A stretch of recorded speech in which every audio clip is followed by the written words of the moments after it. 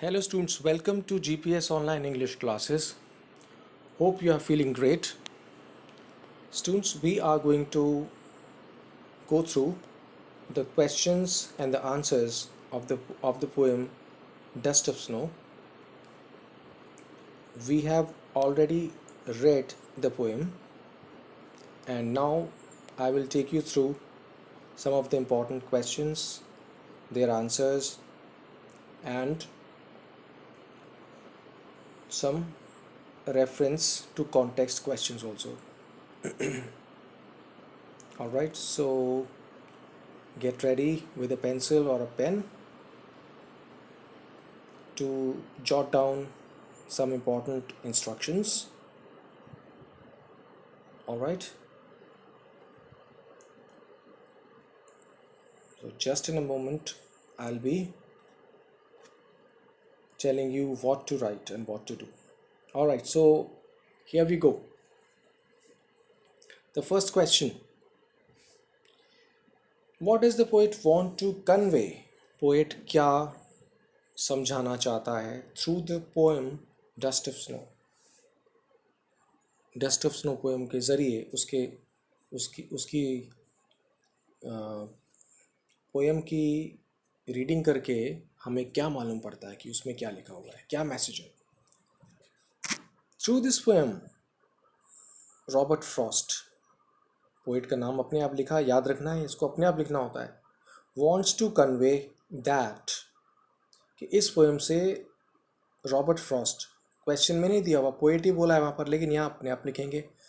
अच्छा स्कोर करने के लिए कंप्लीट आंसर होना चाहिए.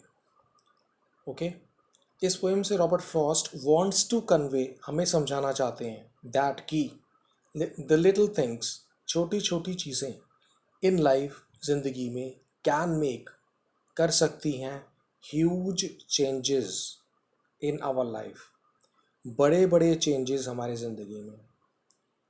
देखिए HUG, ह्यूज, अगर आप HUG करेंगे तो हग हो जाएगा, उसका मतलब गले लगा लेना. लेकिन ई लगाते हैं, इसमें ज से साउंड बोलेंगे इसको, ह्यूज. नेक्स्ट सेंटेंस में, the simple things we do, जो सिंपल, मामूली, साधारण चीज़ें हम करते हैं, can make all the difference, वो बहुत बड़ा फ़र्क डाल सकती हैं. एंड ब्राइटन, ब्राइट का मतलब चमकदार, तो ब्राइटन का मतलब रोशनी कर देना, चमका देना और खुशहाल कर देना. ब्राइटन अ पर्सनस डे, मतलब वो इंसान के एक आम जिंदगी के दिन को खुशहाल बना सकती है. तो हमें ये बताते हैं कि छोटे से चेंज से भी बड़ा फ़र्क पड़ सकता है और नेचर में ऐसा करने की ताकत होती है. तो इसमें हम एक लाइन और लिख लें. ऑलराइट, सो वी शुड, लिखिए, I am telling you, so full stop डाल देंगे मत. So we should be ready, we, I repeat, so we should be for boy, we should be ready to take small steps in our lives, LIVES. Okay, that's it, khatam.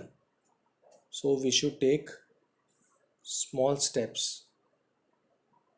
जो मैंने अभी बोला, मैंने यही बोला I think. So we should be ready to take, so we should be ready to take small steps in our lives, LIVES, full stop. Question number 2. And saved some part of a day I had rude, explain. ऐसे question बहुत आते हैं. एक line दे दी और बताओ इस line का क्या मतलब है, सेकंड लाइन का क्या मतलब है, जो एक्सट्रैक्ट दे देते हैं उसमें.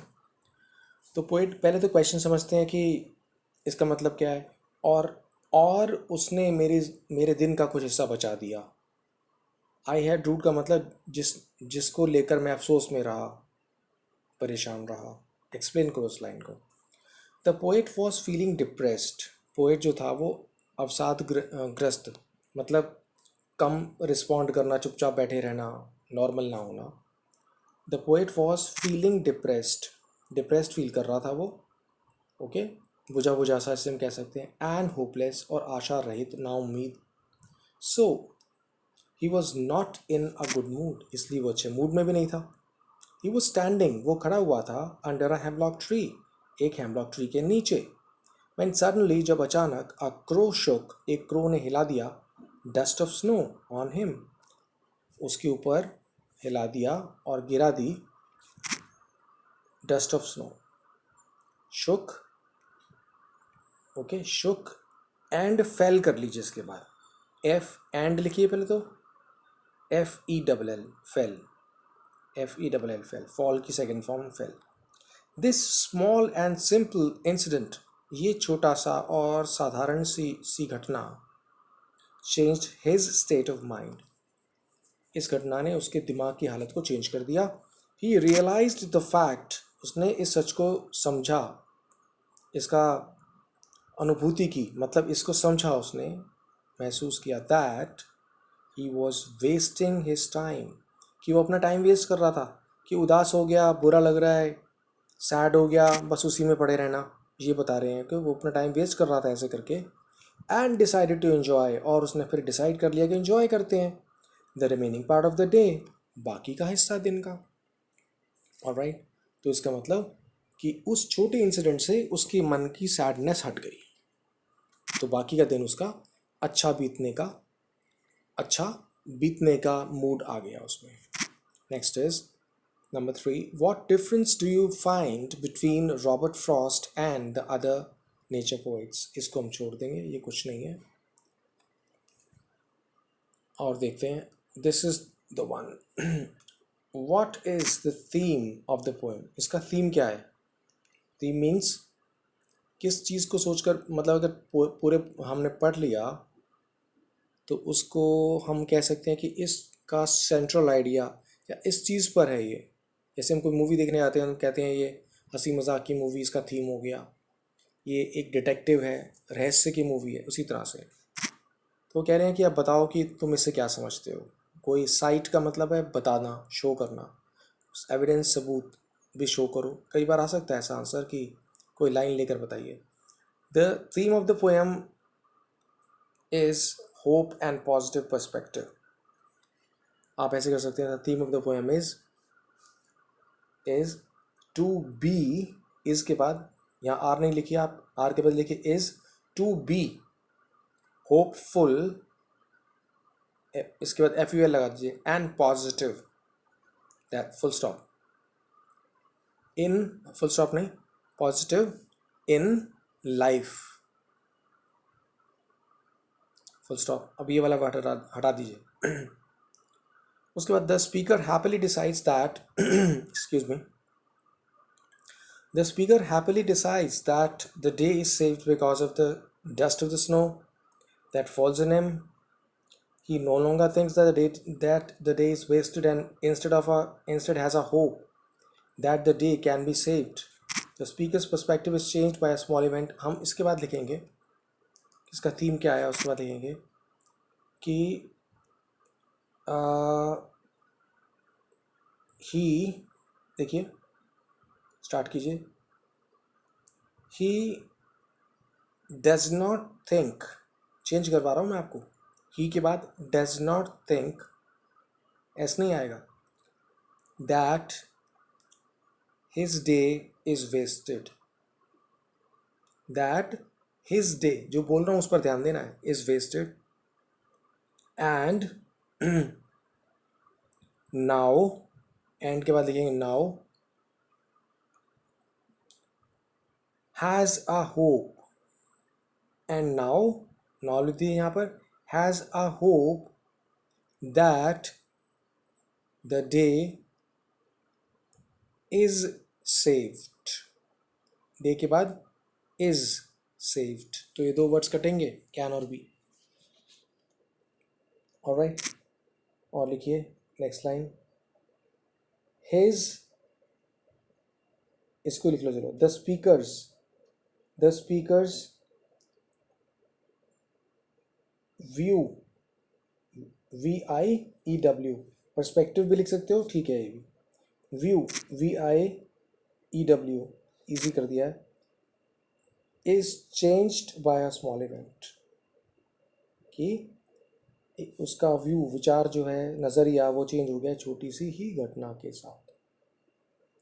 ठीक है, और लास्ट लाइन लिखनी है, दिस पोएम, अब लिखेंगे दिस पोएम, परहैप्स मत लिखिए, टी कैपिटल करके, this poem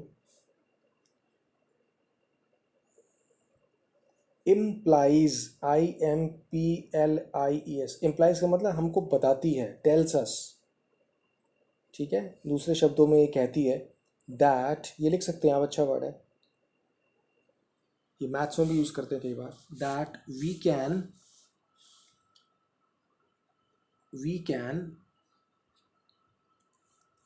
think positively, okay, we can think positively। उसके बाद लिखिए टू, जो मैं बोल रहा हूँ वो लिखना है आपने, पॉजिटिवली के बाद लिखिए टू लिव हैप्पीली।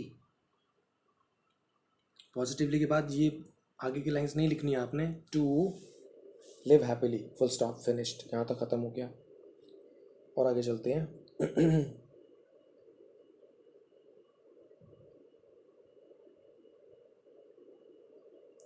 देखिए CBSE 2011 का क्वेश्चन हम ले लेते हैं इसमें से।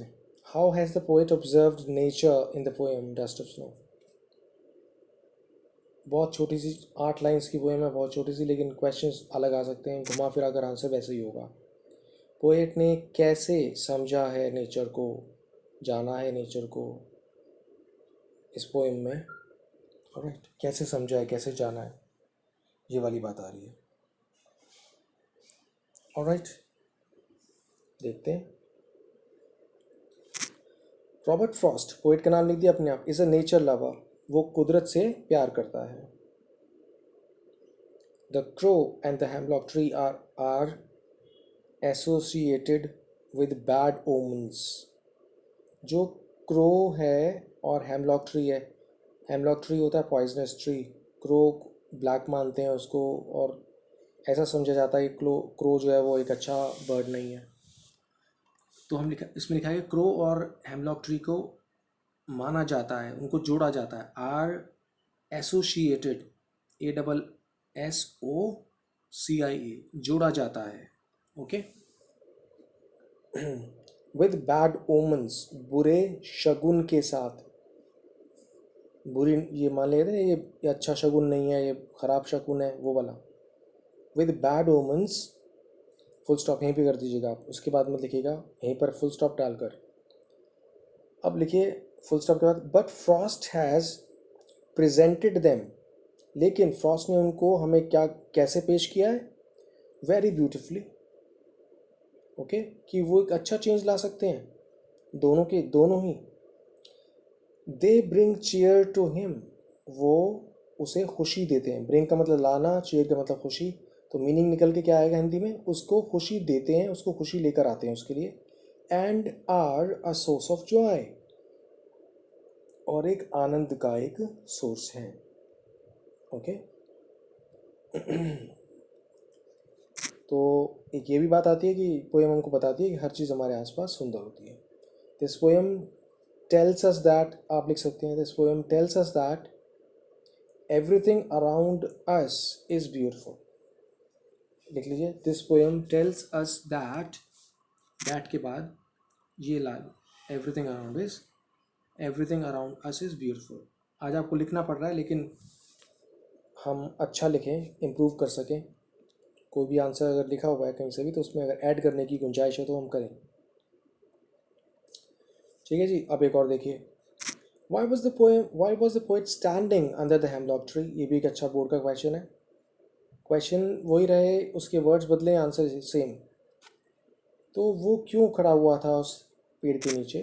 The poet was feeling very depressed, मतलब वो बुझा हुआ महसूस कर रहा था अपने आप से, मन से दुखी, and hopeless. He was in a state of sorrow, वो दुख में भरा हुआ था, दुख की हालत में था। As he was lost in his thoughts, जैसे कि या क्योंकि वो अपने विचारों में खोया हुआ था. ही हैपेंड टू बी स्टैंडिंग, वो एक पेड़ के नीचे खड़ा हो गया. हैपन टू बी स्टैंडिंग का मतलब कि बाय द वे ऐसे ही वो जाकर पेड़ के नीचे खड़ा हो गया यूं ही. The incident was not pre planned, ये इंसिडेंट उसने अपने पहले से प्लान नहीं किया हुआ था. तो ये लाइन लास्ट की बेकार है, इसको आप छोड़ दीजिए कि वो क्यों खड़ा हुआ था, बस ऐसे ही चला गया था. वो सैड था तो वो पेड़ के नीचे बैठ गया अकेला, उसे अकेलापन अच्छा लग रहा था. ये हो सकता है. हम ये लिख देंगे, हम ये लिख सकते हैं he wanted to be alone, he wanted to be alone, alone, he wanted to be alone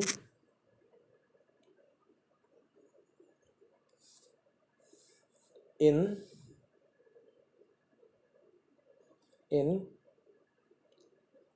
the lap of nature. इनके पास लैप, LAP, गोदी से कहते हैं. In the lap of nature, कि नेचर की गोद में वो अकेला रहना चाहता था. दैट्स ऑल, ख़त्म. तो आपने लास्ट लाइन के बदले जो मैंने बता दिया वो लिख लीजिएगा. I think 4 or 5 questions have been done. Alright, और देखते हैं. और देखिए, इसको लिखिए अब आप. What is a central idea, मतलब इस पोएम का आइडिया क्या है. सेंट्रल आइडिया होता है कि वो किस चीज़ पर मिलकर बनी हुई है. क्वेश्चन को देखना, पोएम हमें क्या समझाती है. ओके, इसका महत्व क्या है, ये मतलब हो गया. फिर दोबारा से, the poem expresses the significance, poem जाहिर करती है, मतलब शो करती है, द सिग्निफिकेंस, ज़रूरत को, महत्व को, ऑफ स्मॉल थिंग्स, बहुत अच्छा है, इन चेंजिंग वंस एटीट्यूड, कि छोटी छोटी चीज़ों से हमारा नज़रिया, दृष्टिकोण जो चेंज होता है वो छोटी चीज़ों से चेंज हो जाता है. कोई बहुत बड़ी मेहनत कर, मतलब बहुत बड़े चेंज इंतज़ार करने की ज़रूरत नहीं होती है. The poet appreciates the beauty of the snowflakes, poet तारीफ़ करता है कि जो उसके ऊपर स्नोफ्लेक्स गिरे हैं, मतलब जो जो बर्फ़ की छोटी छोटी सी परत गिरी है ना उसके ऊपर, उसकी सुंदरता को, यानी कि स्नो डस्ट को तारीफ़ करता है उसको. विच चेंज्ड हिज मूड, जिसने उसके मन को बदल दिया. फ्रॉम सैडनेस टू हैप्पीनेस, दुखी मन से, दुख से खुशी को, खुशी में. एंड सेव्ड, और सेव कर दिया उसने. क्या चीज़, एंड सेव्ड हिज डे, ऐसे कर सकते हो. एंड सेव्ड के बाद his day, HIS, his DAY, day, full stop. Alright, तो हम कह सकते, इसके बाद हम मतलब बहुत छोटी सी बातें ले सकते हैं. तो मतलब एक क्रो ने और एक हेमलॉक ट्री ने भी उसके जीवन में चेंज ला दिया. हम ऐड करना चाहे तो हम लिख भी सकते हैं इस चीज़ को, लेकिन ज़्यादा बड़ा हो जाएगा, तो इसको हम यहीं तक ही लिखते हैं. इतना ही काफ़ी है. ऑलराइट, और देखते हैं. Now let's move to the extracts.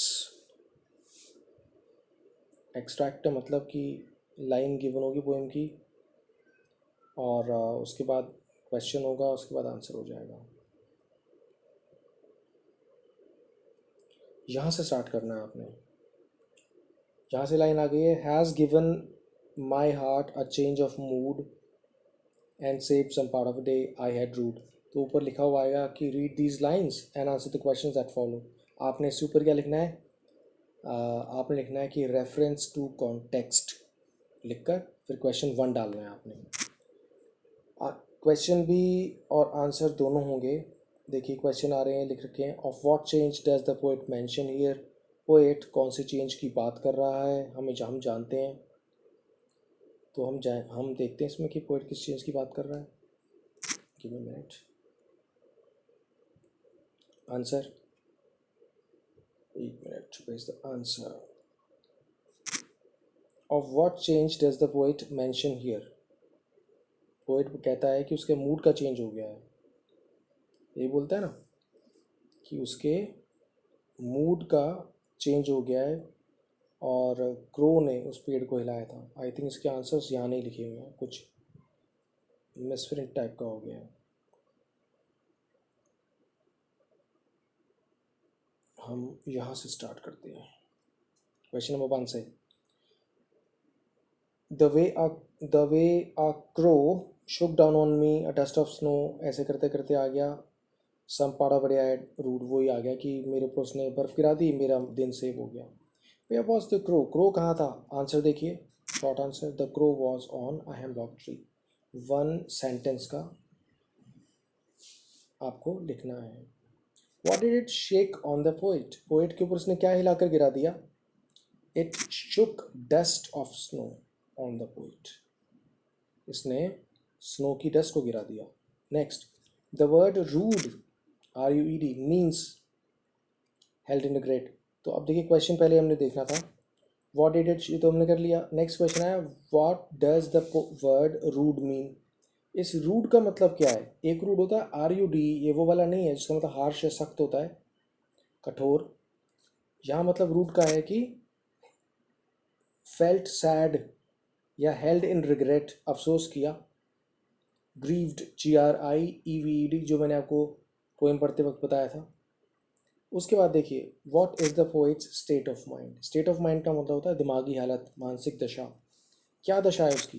The poet was sad, depressed, depressed लिखना है आपने, DEPRESSED, डबल एस के बाद ED, and hopeless. Okay, depressed है और होपलेस है, फुल स्टॉप। उसके बाद लिखिए, but when the snow falls, यहाँ पर लिखना ज़रूरी है, but when the snow falls on him he feels happy. I repeat, but when this snow falls, FALLS, on him, H छोटा लिखना, ओके, he feels, यहाँ कॉमा डाल सकते हो आप, कॉमा, उसके बाद he feels happy, that's all। तो ये एक एक्सट्रैक्ट हो गया, ठीक है। और देखिए,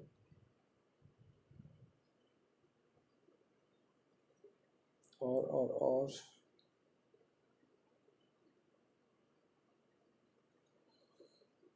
ये एक्सट्रैक्ट है,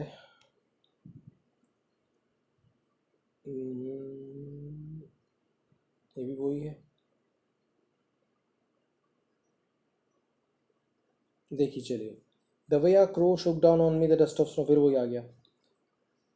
क्वेश्चन है, way did the crow sit, crow कहाँ बैठा हुआ था? The crow sat, second form आ रही है, देखिए इसमें कर्सर नहीं यूज़ कर रहा हूँ मैं, ऐसे यूज़ करना पड़ेगा, नीचे कर्सर नहीं जा पाएगा। द क्रो, एक आंसर, क्रो कहाँ पर है? तो आंसर आया, the crow sat on a branch of hemlock tree, बैठा हुआ था आएगा इसका मतलब, क्रो बैठा हुआ था हेमलॉक ट्री की शाखा पर। दूसरा question B, we can say that the poet was का ब्लैंक छोड़ रखा है, तो ब्लैंक कंप्लीट करना है।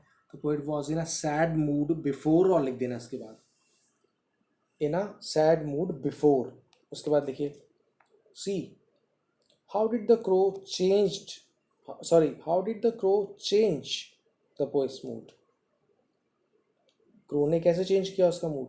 Answer C, the crow change the poet's mood by shaking down the dust of the snow, dust of snow from a hemlock tree. Crow ने change कर दिया, चेंज का मतलब पोइट का मूड, बाय शेकिंग डाउन, हिलाकर, नीचे गिराकर, dust को, स्नो की, फ्रॉम अ हेमलॉक ट्री, जो उस ट्री पर थी, हेमलॉक पर। और last, what fell of a hemlock tree, hemlock tree से क्या नीचे गिर पड़ा? फेल ऑफ का मतलब क्या नीचे गिर पड़ा, देखिए OFF है, तो इसमें आप सीधा लिखेंगे, आप लिखेंगे dust of snow fell of a hemlock tree, fell off from a hemlock tree, कि वो गिर गई, बस आपको लिखना है डस्ट ऑफ स्नो। 2 एक्सट्रैक्ट्स कर लिया आपने, कुछ क्वेश्चंस कर लिए हैं। Okay, I am hopeful that you are getting it, मुझे उम्मीद है कि आप इसको समझ रहे हैं। इन आंसर्स को आपने अपने नोटबुक में लिखना है. Alright, so that's all about it. Be happy, keep smiling, take care of yourself. See you later. Thank you.